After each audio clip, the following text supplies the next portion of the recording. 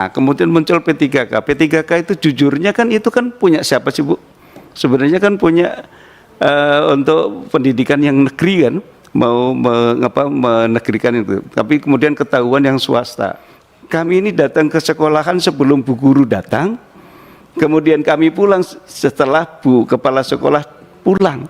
Tapi kami yang sudah 10-20 tahun itu nggak mendapatkan perhatian apa-apa, minta slot untuk tenaga kependidikan.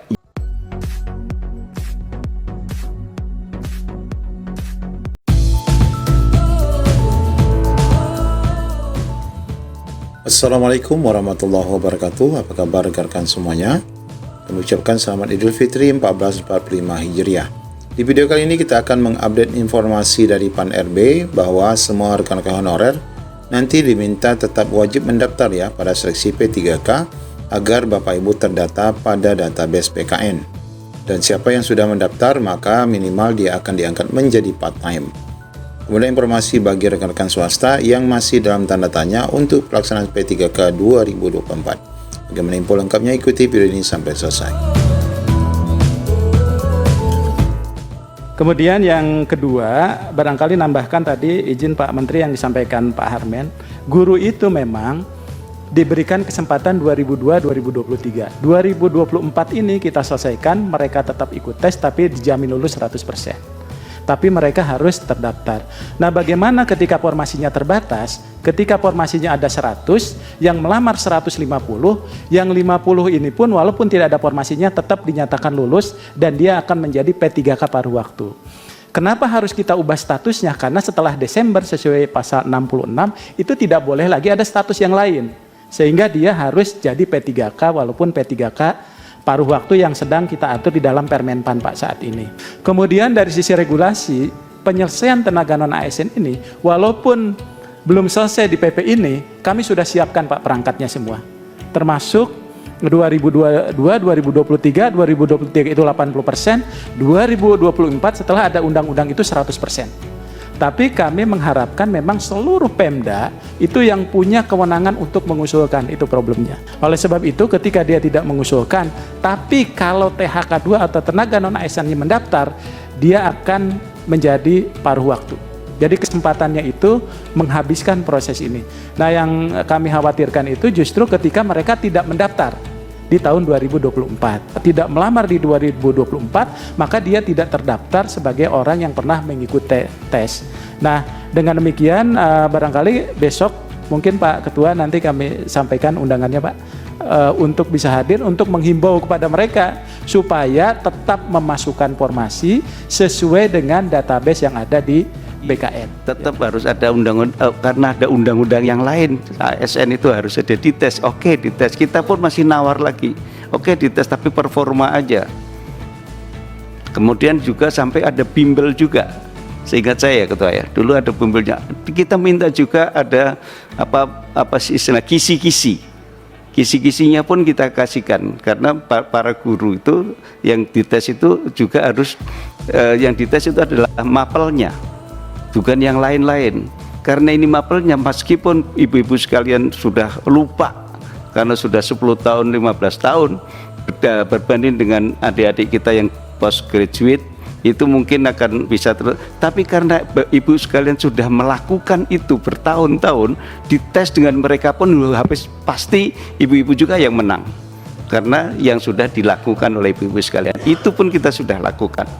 Kemudian ada istilah lagi 35 plus dan sebagainya, kita minta afirmasi, serdik, oke, serdik, lalu muncul ternyata kemudian salah ujungnya usulannya adalah P3K, oke, P3K. P3K kita minta juga ibu-ibu dan bapak yang diprioritaskan karena memang sudah bekerja. Nah, kemudian muncul P3K. P3K itu jujurnya kan itu kan punya siapa sih Bu?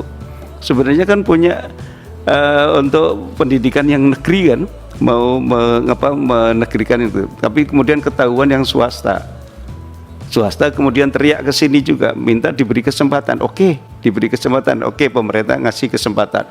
Begitu ngasih kesempatan ternyata di swasta itu lebih mudah mendapatkan serdik.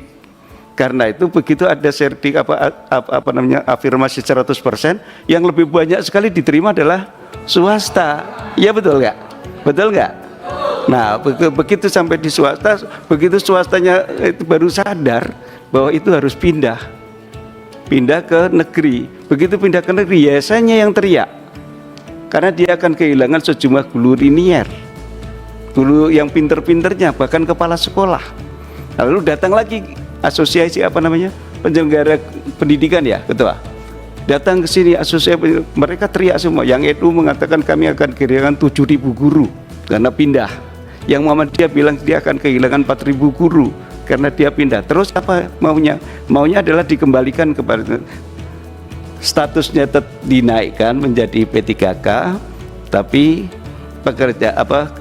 ngajarnya tetap di tempat. Karena dulu pernah ada BK guru bantu itu apa istilahnya dulu yang dari diperbantukan itu ya dulu. Kita sudah sampaikan itu, ternyata mereka bilang katanya regulasinya nggak ada. Kita masih ngotot. Kalau soal regulasinya nggak ada, ya bikin aja, karena dulu pernah sejarah punya ada seperti itu. Kenapa nggak bisa?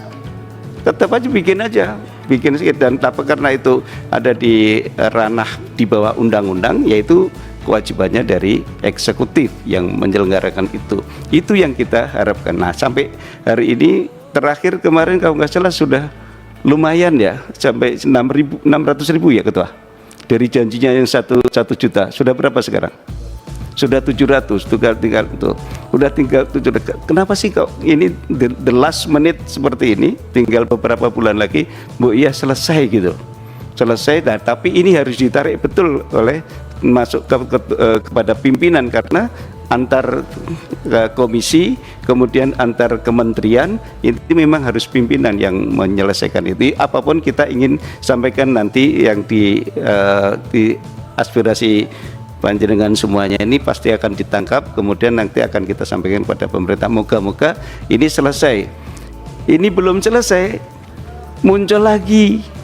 Betul kata, yang muncul lagi apa tahu nggak? Yaitu tenaga kependidikan, Bu.